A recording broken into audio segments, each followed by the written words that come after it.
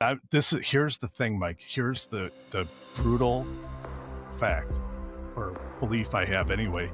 If they could have built a factory in time to fill that demand, they would have done it. They would have, because that's the accepted normal approach. Hey, we're already running 24/7. What are we going to do? Yeah. Right. And we got a chance to come in and tour the facility.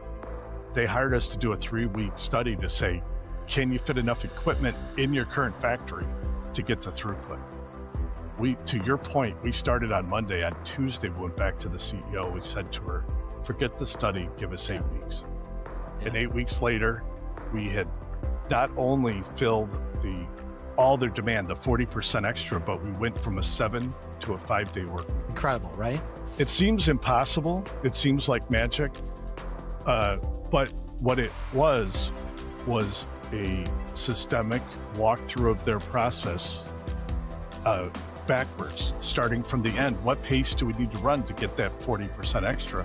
Right. And when we did that, we realized there were ways for us to get to that man level, that pace, that tech time in every operation. That simple approach and clarity is because that's all we do. You know, it's funny. So I mentioned we did that event in Denver recently together with us and maybe like 7 or 8 other providers and a bunch of business owners and private equity and everybody.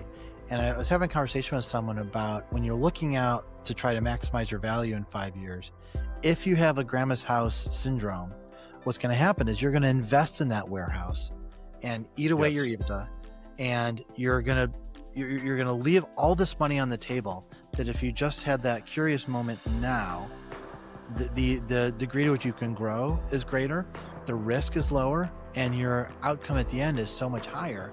And you know, when I think about in our world, in like the data and AI and software world, the story I've heard the most in the last year has been people trying to prep for some kind of growth out there in a few years, and believing that they could, as a manufacturer, for example, believing that they could come up with a software product because of all these AI tools. I can think of at least 3 customers we've gotten back a year later who said, you know what, we wasted a whole year trying to figure this out ourselves, and could we get your help? Because I feel like with you, it's, you know, if you're a fish company, a fish processing company, you have an expertise in all kinds of parts of the business that we could never in a million years know enough about.